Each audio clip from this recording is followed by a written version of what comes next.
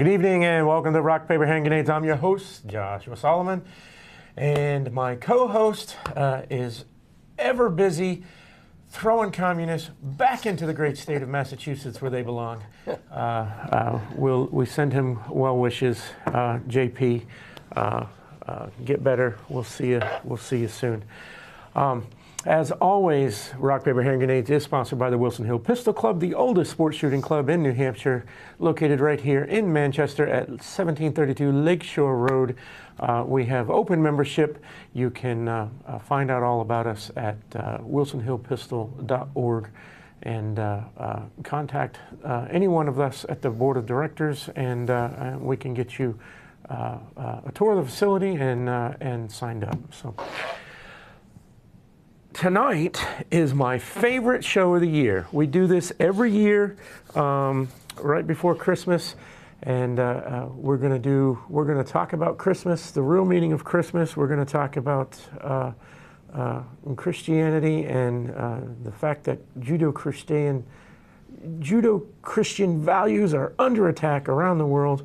And we're going to do it with our favorite pastor, Pastor Walter Mutti. How you doing, Walter? Thank you. Thanks for having me. Nice to see you again. I truly mean that. I look forward. I mean, we don't talk much during the year, but I look forward to this every year. Thank you, It was something that we started doing when Gary was the host, and it was one of my favorite shows. Yeah.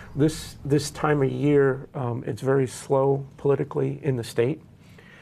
Obviously not nationally or internationally. We got so much going on, but things are kind of in a lull right now, and so we bring in folks like yourself, and we start talking about the homeless situation and other organizations we bring in. I call it the giving season. Yeah. So, well, thank you for I love having you every year. So. I appreciate it. Thank you. It's good. I look forward to it too. Nervous, obviously, you know, but I really enjoy coming here and hanging around with you. Probably should do this more, you know. Yeah, we can. Hang around, go have a cup of coffee or something. So, yes.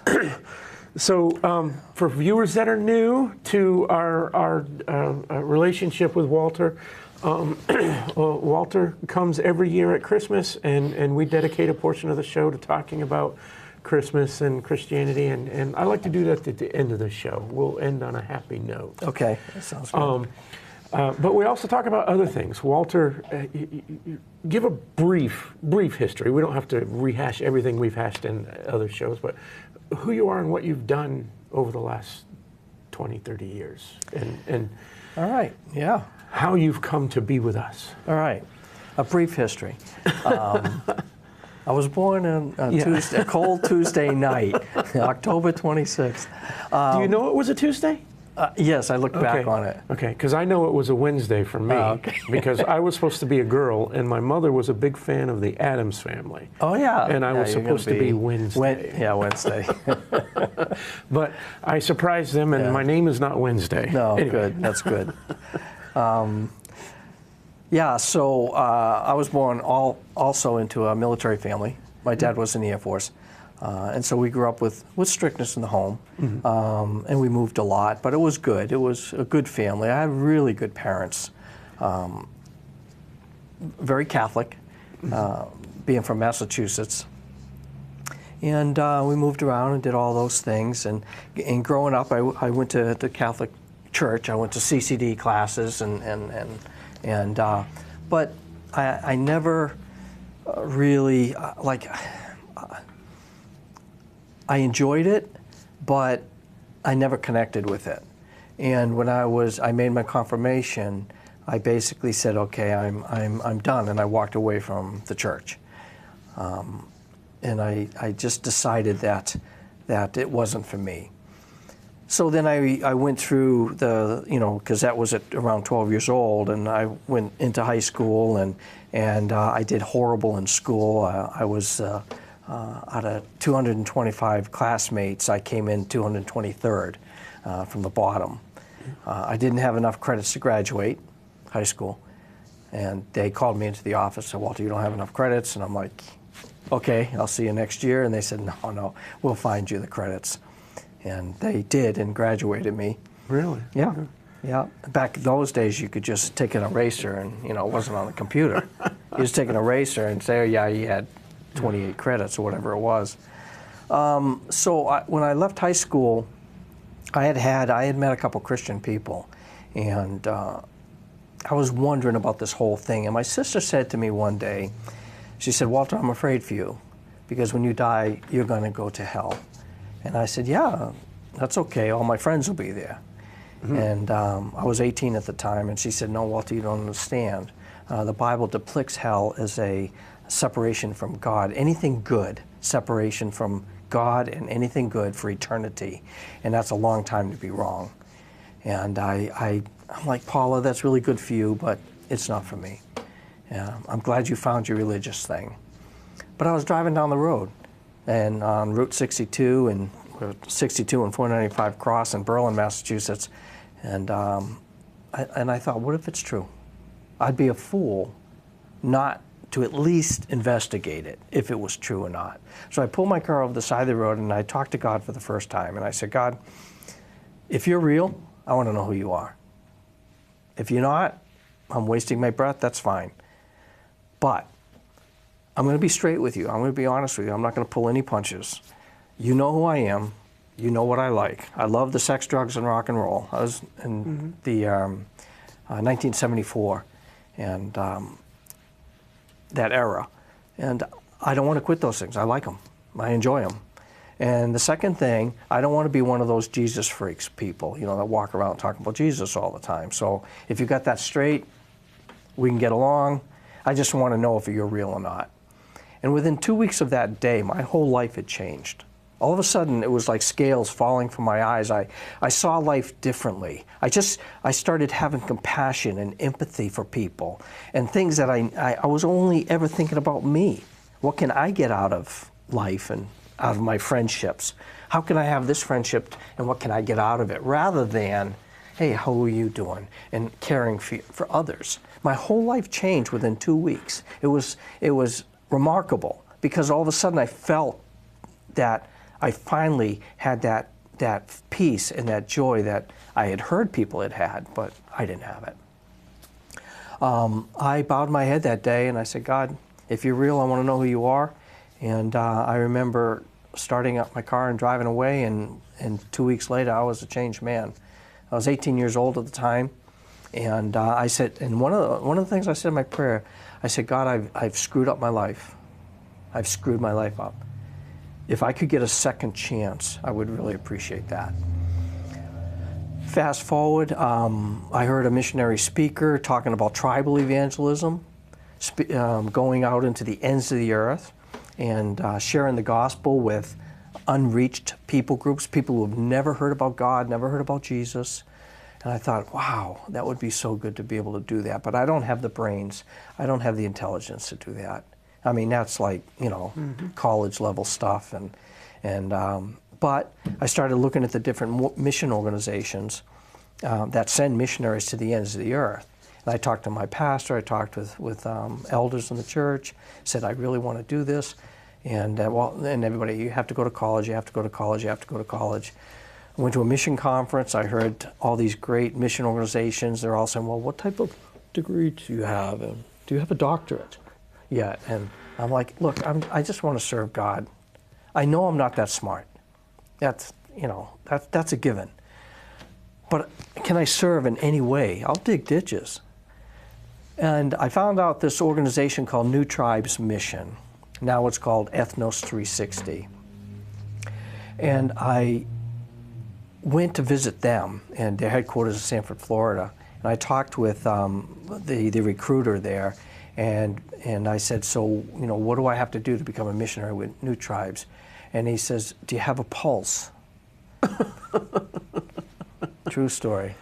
And I said, yes, sir, I do. And he said, then we would like to have you. If you have a heart for serving God, we would like to have you.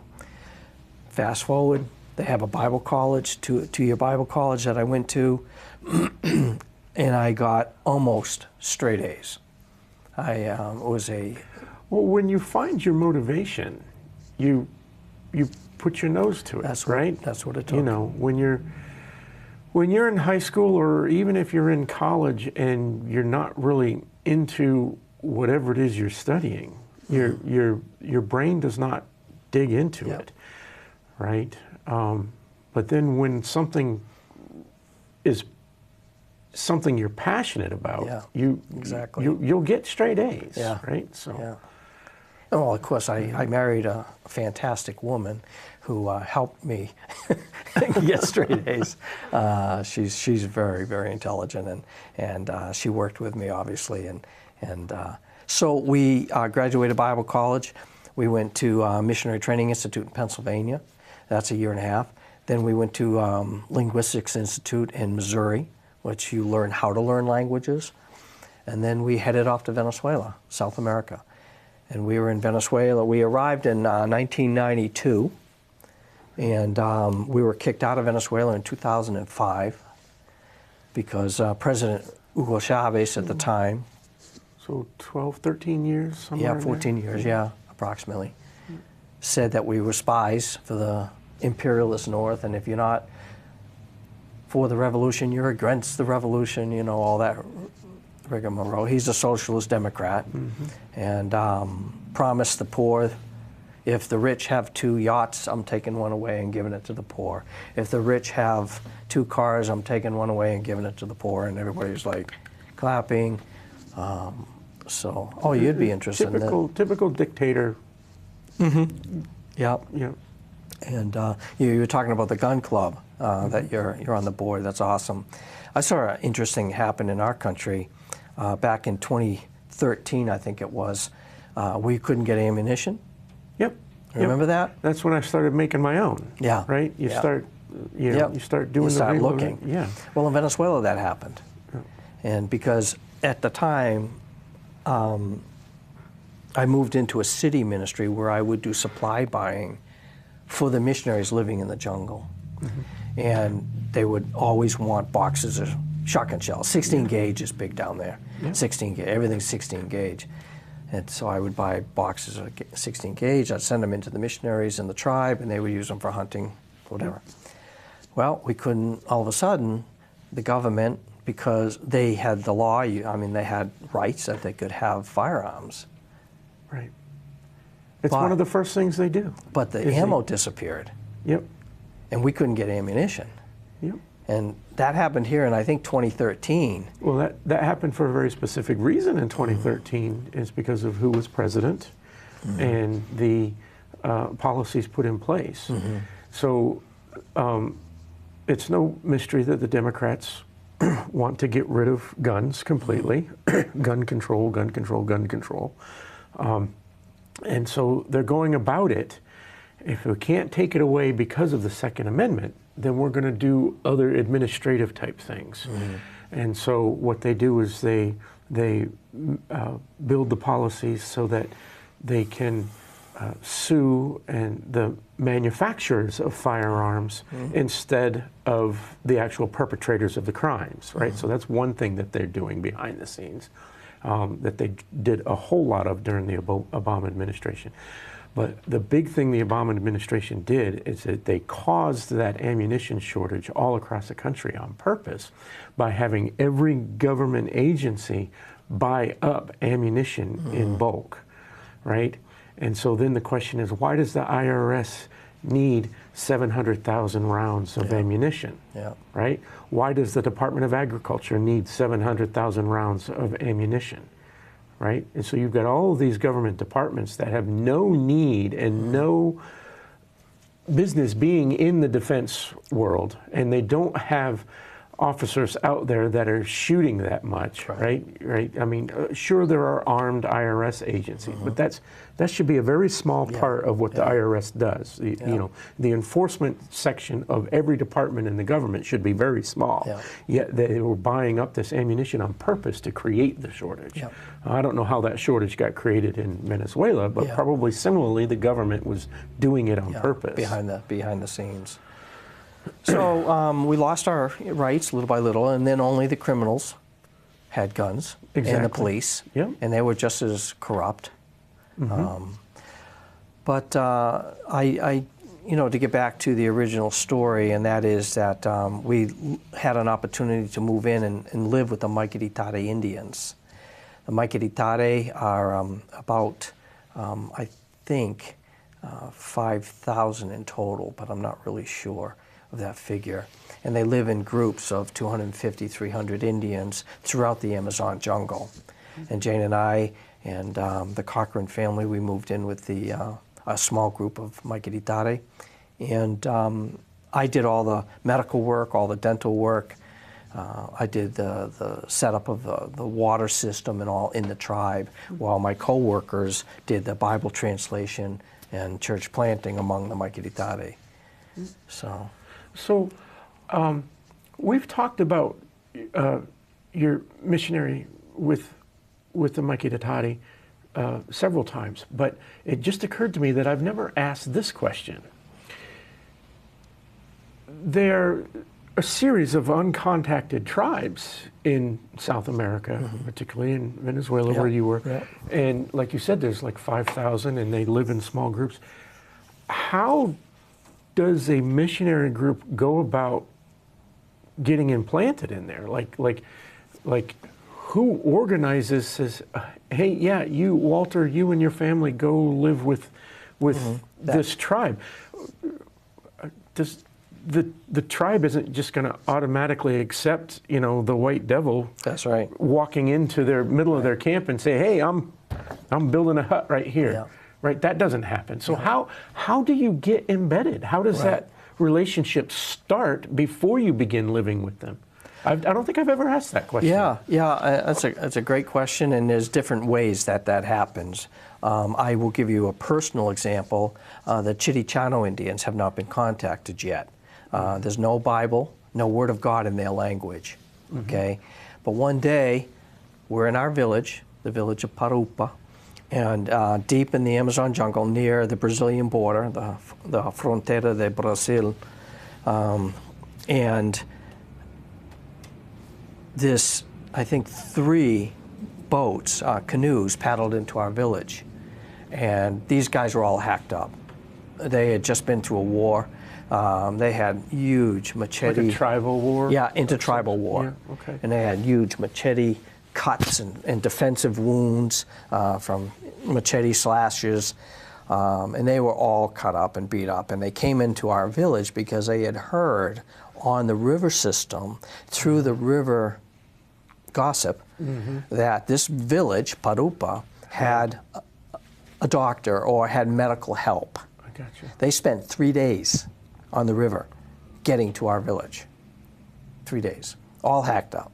So by the time they got into our port, our village, a lot of the wounds had started to heal from the inside, but they were gaping wounds. And all I could do, because I was the designated physician, was clean them out the best I could. If there were any new wounds, I can sew them up.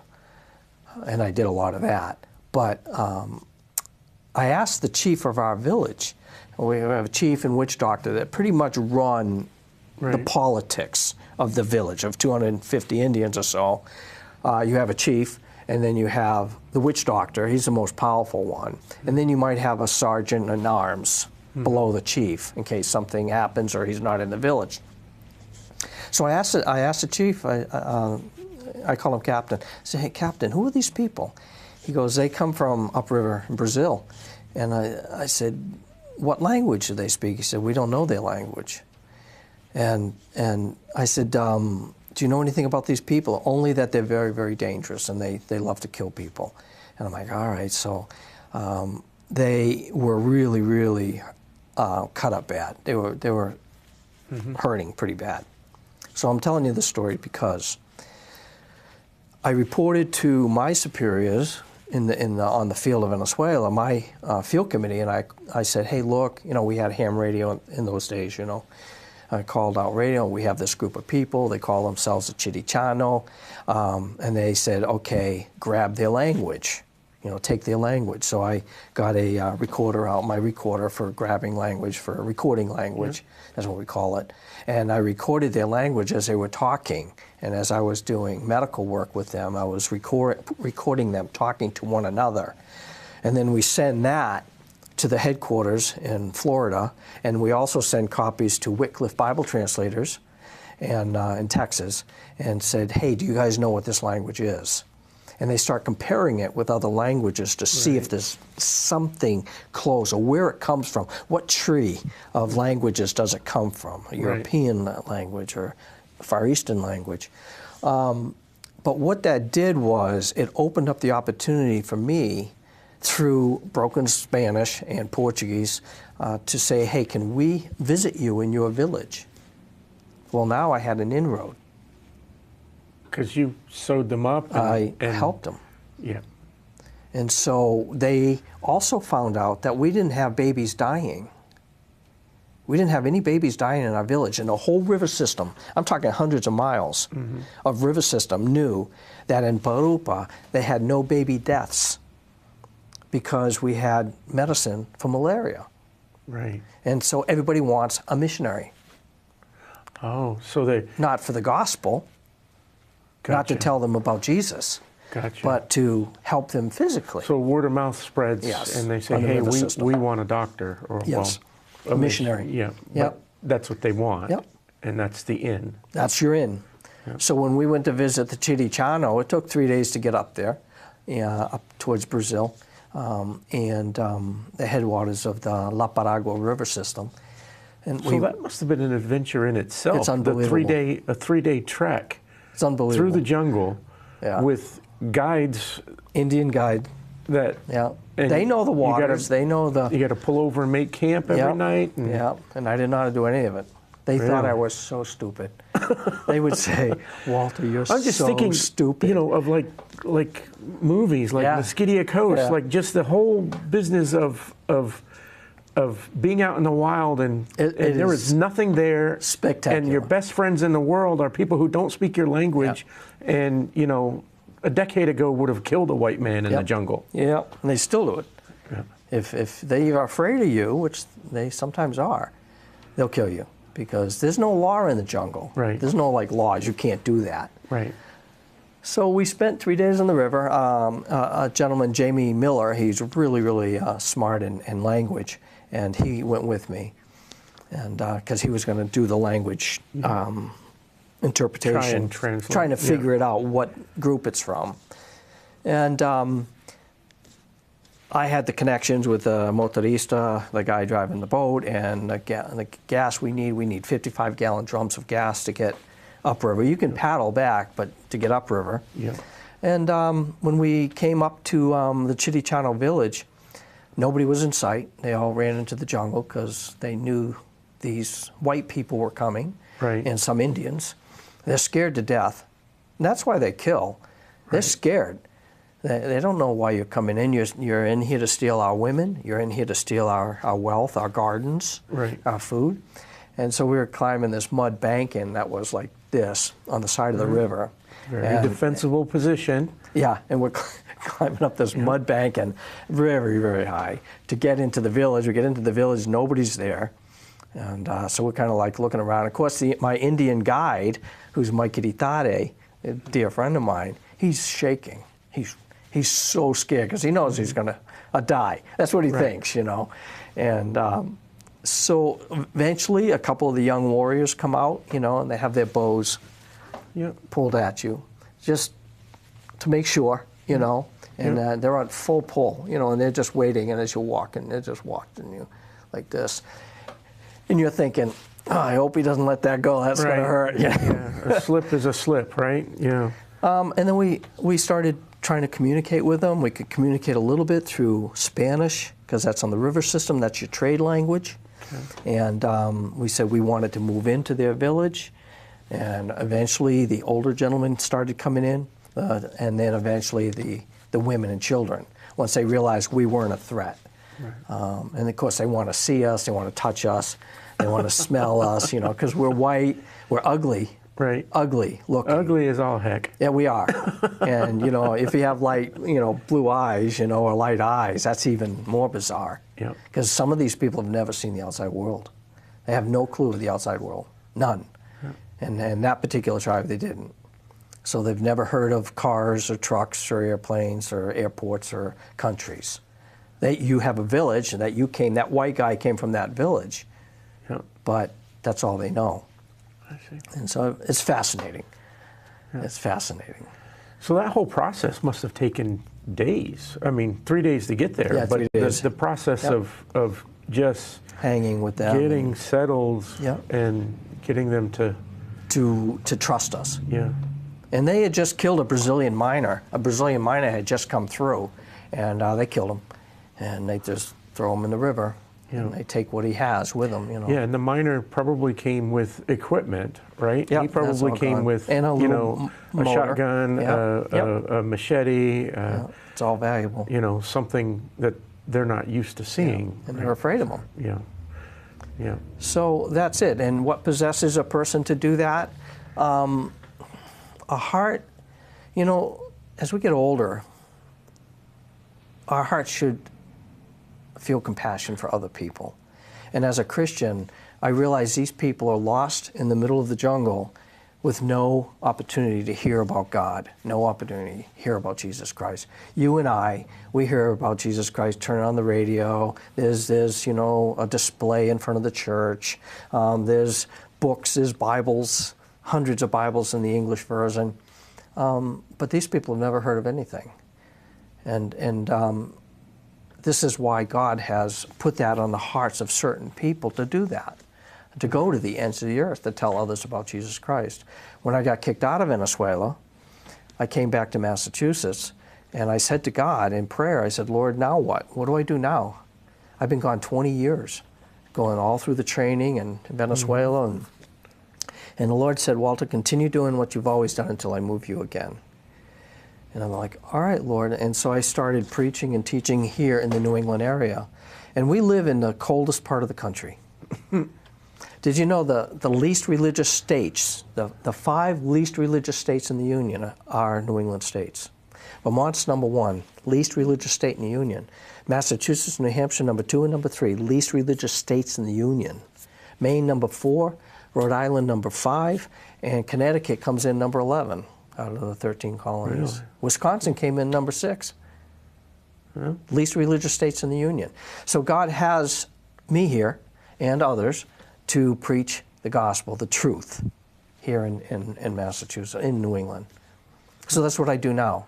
I visit prisons, I visit churches that invite me, and I'll fill their pulpits for the Sunday. So that's what I'm doing now.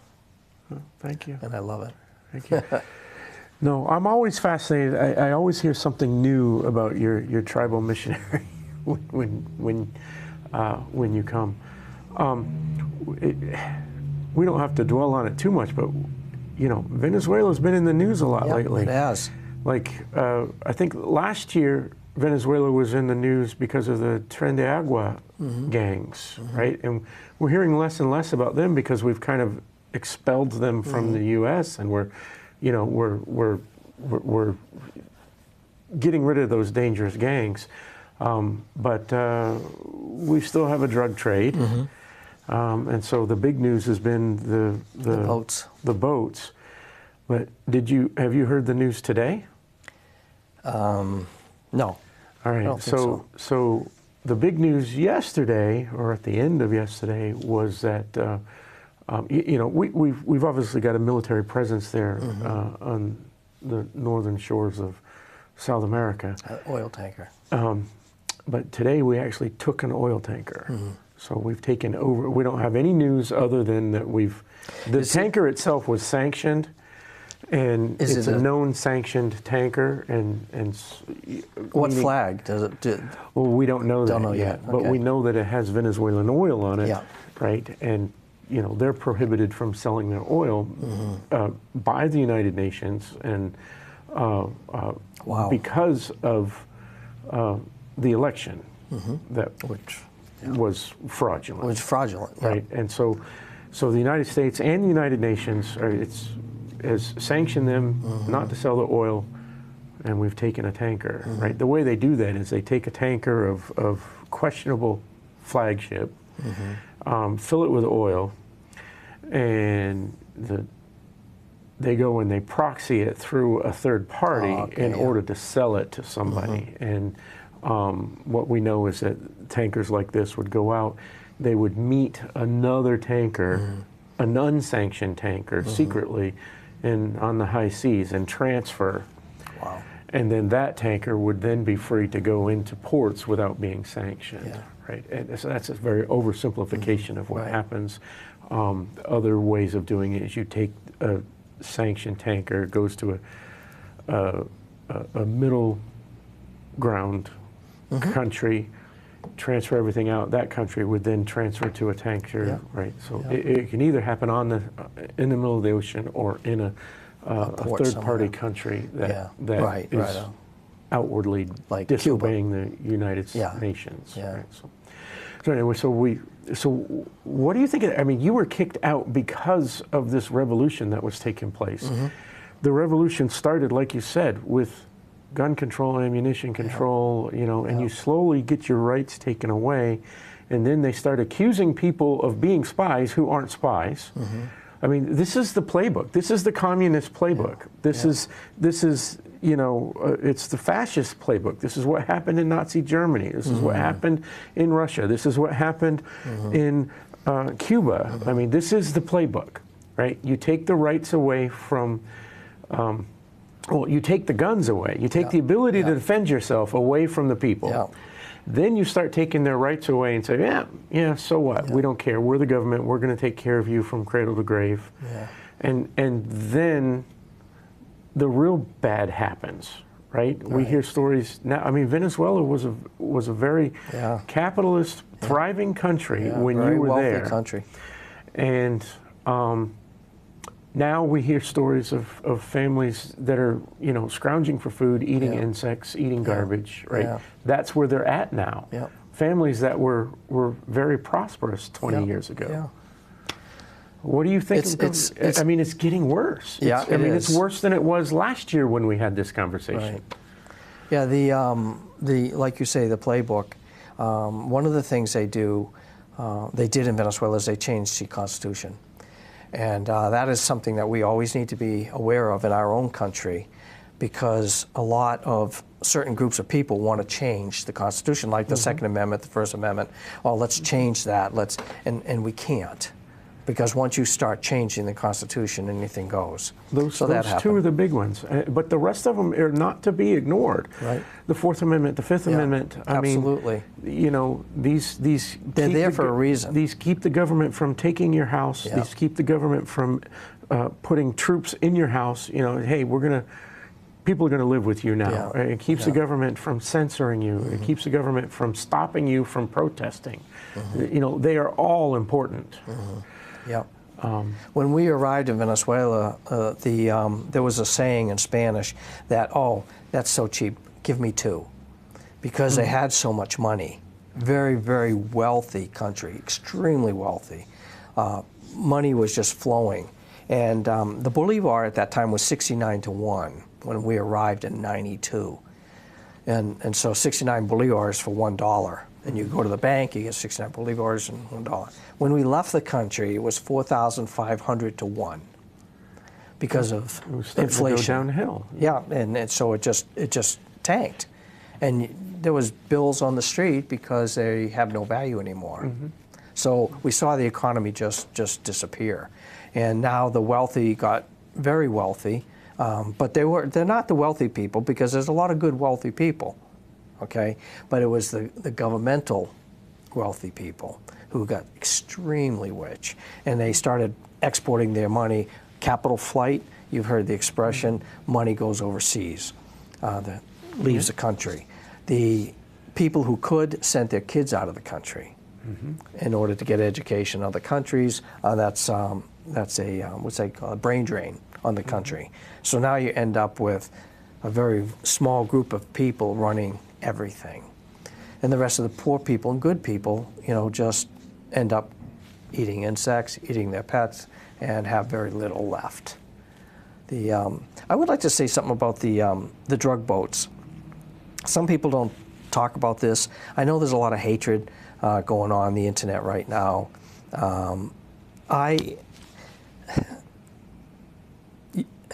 You still have a love for a country that you lived in and you worked in. All right? Yes, Yeah. it's totally screwed up. You spent a third of your life there, Right. right? I mean, So you still have this Yeah. this care for the Venezuelan flag, for the Venezuelan people, for the Spanish language. All right, that's natural because you fall in love with the people of that country. So the other day I made a comment online because they're making all these comments about these drug boats being blown up, you know, and then there was 2 people hanging on the edge of one particular boat, and it was hit a second time, and people are going crazy over these drug boats, and most people are saying, you know, blow them all up, go into Venezuela, blow them all up and stuff. I understand it. I get it. Drugs are killing millions of our kids. I get that. I did 2 funerals of 2 young men, okay, that I was asked to do their funerals of 2 young men who died of drugs, fentanyl. So it's close to my heart. But I made this comment the other day online, and I said, you know, those people who are driving those boats, they're not necessarily bad people. They are made to pilot those boats. Because of the drug cartels. This is how the cartels work. Is here. Yeah. You're going to take this boat. I got your daughter here. Yeah. You're going to do this, Yeah. and you're going to succeed. Yeah.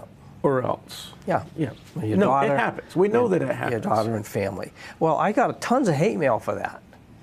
Like I was defending, I was defending somehow this to let these people live and put them in jails and you know, treat them with coffee and donuts every morning, the people who are piloting those boats. But compassion, we have to look at all that we're doing and say, okay, where does our compassion, where does our love come in all of this? It's sad what's happening. I get it. Do I have the answers? No, I don't. I don't have all the answers. I do have an answer. I know that my life was changed because of the gospel of Jesus Christ. My whole life changed. So I know that as people learn about God and learn about His heart and His love, His care and compassion, then I can start showing it to others.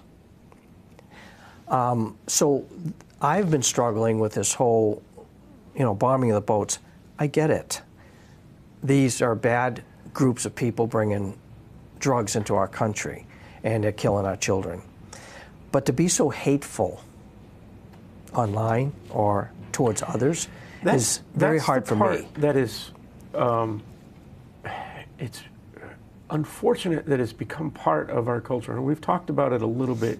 You know, everybody is a keyboard warrior. Everybody is emboldened to say things online that they wouldn't say in person. And we all know, and we've all done it. We've all texted our spouses or our kids and have a conversation via text as opposed to face, and the conversation is misconstrued, right? Have a conversation with my wife. We get kind of at each other a little bit, but then when we get face to face, no, honey, that wasn't the tone in which I typed it, right? That was, right, there's something different, but we get more emboldened and we start saying things, and then there's the anonymous factor, right? You don't know who I am, you don't know where I live, you can't touch me, so I'm going to say whatever I want. And that has kind of devolved and made our attitudes, it's allowed the powers that be, the media types, to be divisive, to divide us on purpose, and that's exactly what happens. Is you get these two groups, and if anyone dares be in the middle, such as yourself, Walter, say, hey, I understand. These are bad people. This is a bad organization. They're killing our children. We need to stop it from happening. But to also be compassionate and say, you know, as an individuals, they may not be extremely bad people, right? And like you said, we don't have the answer. And you're absolutely right. There's 4 people on this drug boat. That drug boat has got enough drugs to kill 20,000 Americans, right? If handled incorrectly, right? you've got the lesser of two evils here. Right. That's Yep. at one hand. Yep. On the other hand, you could go the other route and say, okay, we can stop the boat, surround that boat with the Coast Guard cutters, stop the boat, and just arrest them and sink the boat. Is that the safest thing? We've got our own citizens on those Coast Guard boats. Every time they approach one of those boats, they don't know, are those people going to pull out weapons and start shooting? Right? In which case, now we're endangering our people. At the same time, we have to kill them. Right? So there's a balance of how do we handle this? I don't have the answer. You don't have the answer. But there's nothing wrong with you postulating that not every one of these people is a bad person, because we know that they're being forced to do these things. We know that there's a number of them that are being forced into this lifestyle. And we can't police the ocean. Right. We can't. That ocean is huge, and we can't police it all. You could have probably 100 Coast Guard cutters out there, and they're not going to get them. Right. All. With satellite now, it's all just done on a screen in some hole in Arizona and with a kid with a joystick. And there's something to be said about that, right? Okay, that's a little disconnected. And when you say the little joystick thing, you would not believe the number of drones and whatnot, people who are being recruited because of their joystick abilities, right? We've got these control centers where that is all they do. It's a video game. It's you know, and you grew up with that disconnection. Right? And I guess that's what bothers me is the disconnect of hating people because they think different than you. This is what I loved about Charlie Kirk. Charlie Kirk was phenomenal at being able to keep his cool and say, let's engage in a conversation. And he would bring out facts and figures, and he had the ability to keep his, I call it a man being able to control his spirit. A lot of men cannot control their spirit. They're weak men. They just want to get out and fight and punch and yell and scream. I see this all the time. I see this from Christian men to non-Christian men. You know, I just know these people who have no control over their spirit. They flip out and yell at everything that happens. There's nothing more powerful than a man who can control his spirit. And Charlie Kirk was a really good example of that. He was able to dialogue with people. And what I loved about Charlie was that he was able to dialogue with young people. Now, as an evangelist, as someone who loves God and wants to share the gospel with others, I'm always looking for ways, how do I talk to you? How do I engage in a conversation with you where we're not going to get into an argument, but we can go back and forth and say, wow, that's a good idea. I hadn't thought of it that way before, and go back and forth. And Charlie was very good at that before he was assassinated, and he was assassinated because he was speaking the truth. I don't know if you watched him much. He was very articulate, yeah, and like you said, he would have those conversations, and I think what really annoyed the powers that assassinated him, right? We know that it was supposedly this one lone gunman, but obviously influenced by the powers that be. But what really annoyed his opponents was the fact that he did say, if you disagree with me, you come to the front of the line, right? I want to talk to the people who disagree with me so that we can come to that, right? And he demonstrated that he could be calm and have complete control over his emotions during a conversation where folks would typically get emotional. Right, they would. I mean, just this last 3 weeks ago, I spoke in a church in Massachusetts, and I presented this, what I just shared with you about Charlie Kirk. What I loved about him was the ability to dialogue with people. I love a good fight, personally. I love to dialogue. You know, fight me. Give me your best. I want to hear it because I learn a lot. And that's one of the things I love about prison ministry is that those guys are willing to combat you with words. They're willing to argue with you. Hey, preach, they'd be in the back of the room, all muscles and everything else, standing there. And, hey, preacher, I got a question for you, And I was like, I love that. And we should never get away from that. The second you lose your control, your ability to control yourself, you've lost the argument, you've lost the ability to speak into their life, okay? So I'm at this church 3 weeks ago or so, and I shared what I shared about Charlie Kirk. And a guy comes up to me after the service. He was walking out the door, and he says, well, I liked your sermon, preacher. I didn't like what you said about Charlie Kirk. And I'm like, oh, really? Was there something that I said about Charlie that was untrue? Is there something that, what don't you like about him? And I'm all excited because now we're going to get into a discussion about why don't you like Charlie Kirk? I want to hear it. I want to hear what you have to say about him. And so I said, so what is it that you don't like about Charlie Kirk? Oh no, I didn't bother listening to him. And I'm like, well, you just said you don't like him, but what is it? What did he say that you don't like? No. As soon as it comes on the TV, I shut it off. And he, have a good day, preacher. And he turned around and walked out. And I'm like, that's exactly what I'm talking about. Yeah, it really is the problem, and over the years we've seen this play itself out multiple times, right?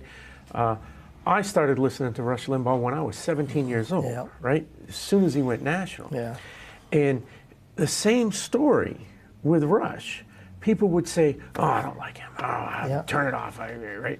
Well, what is it that you don't like? What did he say that's not true? Right. First off. Yeah. And so, but we hear, if you were a fan, you would listen. I mean, I listened every day. I had a job where I was driving a lot, so I could listen to him all day.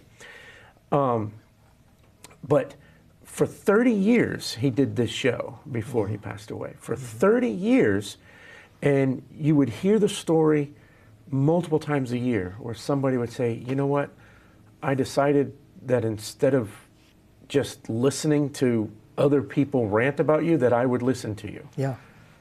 Right? And it only took 1 or 2 shows, and people will say, well, that's not what I was told you were. Yeah. Right? And when you take a video of Charlie Kirk and you show it to somebody who hates Charlie Kirk, they would say, well, that's not what there must be a different video that I'm talking about. Yeah. So, no. This is the soundbite that you were told, but you just watched it in the bigger context. Yeah, exactly. Right? And that's what happens, is people they're like, turn it off, and they don't look, and they don't listen, and they don't learn. Right. But we do hear people waking up and learning. People who, and I saw a lot of that after Charlie Kirk was assassinated. Unfortunately, it took his assassination for it to happen. Right. Where people would say, well, I'm going to watch this. And they watched it, and they're like, oh my word. And then you see all these videos of people online saying, that's not what I was told he was. Right. And I watched, and I now understand. People, we need more of that, right? We saw that with Charlie Kirk. We saw it with Rush Limbaugh. We saw it with Tucker Carlson. We see it with all of these articulate, they're very articulate conservatives, Christians, and non-Christians, who can speak and send a message, and that is what really irks the other side, right? That really sticks them in the jaw. And those are the ones they hate the most, and those are the ones they go after the most in the media. Those are the ones the media denigrates the most, but they are also the ones who have the most articulate message, right? And that was a big thing for me when Rush Limbaugh passed away, and it was huge. It was even bigger for me when Charlie Kirk passed away or was assassinated, because he was assassinated and didn't pass away, and because he had this huge influence on the younger generation. That was the biggest part. And the first thing I thought in each time we lose one of these people, one of these very articulate conservatives, each time we lose one, my first thought is, how do we replace that? Yeah. We can't. Yeah. Right? But because I mean, I'm on TV doing this every week, but I'm not. I and admittedly not as articulate at articulating a position as they are, and we lost something huge. Yeah. The thing they hate about him, and they hated about Rush, and they hate about who's that other great speaker, the Jewish kid. He always wears a yarmulke. Who is it? I mean, name is gone right now. I know who you're talking about. I've lost it too. But people hate the truth. The Bible says that there are those who hate the truth. They don't want to know what the truth is. So when you tell them the truth, they hate the truth. And that is something that Satan himself hates, the truth. And this is why we see this ongoing battle. Even Jesus, when he stood before Pilate and he was being tried, Jesus basically said, and he did say it in his word, I am the way, the truth, and the life. No one comes unto the Father except through me. But in his trial with Pilate, Pilate says, they say you're a king. Are you? He says, it is as you say. In other words, I am a king. And he says, but I'm not a king of this world. My kingdom is not of this world. If my kingdom was of this world, those who are my subjects would fight for me. I'm a king from another world. So that's basically what he told Pilate. But Pilate said a very interesting thing. He says, so what is truth? And I believe that's where we are today in our country. What's truth? Well, Right. we don't know. You know what phrase irks me the most is when somebody says, "Well, that's my truth." Yeah, exactly. I don't. That really sticks in me because truth is truth. Yep. It's not subjective. Right. There's only one way of truth. And I talked with a woman the other day on the street, and she said that was my truth, and I said, there is only one truth. You can't have two different truths. And she knew that she was stuck because there is only one truth. You can't have multiple truths of the same situation. So that's what I'm seeing, that people, one, they hate the truth, just like the Bible says. But two, we nowadays don't know what's true anymore. The media has totally destroyed the ability to think that program is truthful. AI is becoming so powerful. I heard Elon the other day say, oh, AI, that's nothing. Wait till you see SAI, which is super AI. He said, wait till you see that. He said, that is definitely going to replace the ability for humans to think. And I'm like, oh my word, can it get any worse than this? Yes, it can. And unless people honestly come to a point in their life of saying, I want to know the truth, the real truth. Unless people come to a place in their life saying, look, things are screwed up, my life is screwed up, I need help. And they turn to God. They have to turn to God. They have to turn to Jesus because He says He is the way. He can help us. He will strengthen us. You want to see people get off dope? Share Jesus Christ with them. You want to see marriages healed? Do you want to see children reunited with their families? You want to see the abortion issue stop? You want to see the drugs go down? You want to see the alcoholism go down in our society? Share Jesus Christ with people because lives like mine were radically changed. And I've seen multiple lives ever since then radically changed because of the gospel of Jesus Christ. It's amazing. Well, Walter, we didn't get to talk about Christmas. I mean, we can for a minute or two. Yeah, Christmas. The meaning of Christmas is God's greatest gift to the world. His Son. He gave His own Son. And we all know what it's like to love your child, to love your own son and your own daughter. And imagine giving them up for the scourges of this world. And that's what God did. And He said a simple thing. Whoever puts their faith, whoever believes in the Lord Jesus Christ will be saved. Not might be saved, might want to be saved, will be saved. And what that means is God is going to create a new heaven and a new earth where there's going to be no evil. None.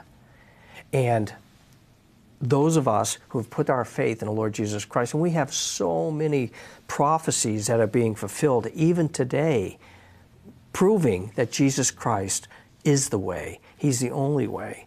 There's so many prophecies in Scripture. I can go on for an entire session of just sharing prophecies. How he was going to die, that he was going to be pierced for our transgressions, that he was going to be whipped, that he was going to be unrecognizable, that he was going to be crucified. All these prophecies have come to fulfillment. And now, today, more prophecies are being fulfilled in our own country. You know, when 9/11 happened, I was in the middle of the Amazon jungle. Mm-hmm. And an Indian knocked on my door and said, something bad happened in your country.